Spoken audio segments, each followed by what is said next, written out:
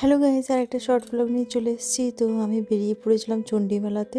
চণ্ডীমেলার শেষ দিন ছিল, তো সেই দিনই আমি গেছিলাম লাস্ট ডেতে। তো তখনও দেখো কত ভিড় ছিল, বাপ রে বাপ! আর কত কী বিক্রি হচ্ছে, যেদিক দেখছি ওদিক থেকেই চোখ সরানো যাচ্ছে না। আর ভিড় দেখো, কত ভিড় ছিল।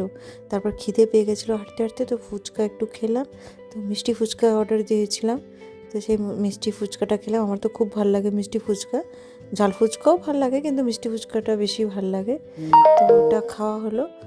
তারপর আবার বেরিয়ে পড়লাম দেখতে। চারিদিক দেখছি, কি বলবো, যেদিকে দেখছি ওদিকেই ভাল লাগছে। চারিদিকে অনেক কিছু বিক্রি করছিল, ঘরের প্রয়োজনের অনেক কিছু পাওয়া যাচ্ছিল। এরপর চলে গেলাম শীতের কিছু জিনিস কিনতে, কানে পরার জন্য, কানে ঠান্ডা যাতে না লাগে সেগুলো নিচ্ছিলাম। এই যে, কিন্তু ঠিক পছন্দ হলো না। তারপরে এই যে ঠাকুরের দোকানে ঠাকুর কিনলাম। আমার দুর্গা ঠাকুর অনেকদিন ধরে খুঁজছিলাম, তো দুর্গা ঠাকুরটা পেয়ে গেলাম, খুব ভালো লাগলো। তো এই ছিল কেনার। তারপরে এই যে চণ্ডীমেলা দেখো, ঠাকুরটা কি সুন্দর করেছে। আর তারপরে বাড়ি এসে পরের দিন এই দেখো, এটা আমার একটা এয়ার পিউরিফায়ার নিয়েছি, মানে এত পলিউশন হচ্ছে। এবার এটা আনবক্স করা যাক। এটার লিঙ্কটা আমরা ডেসক্রিপশনে দিয়ে দেবো, তোমরা ওখান থেকে গিয়ে পারচেস করতে পারবে।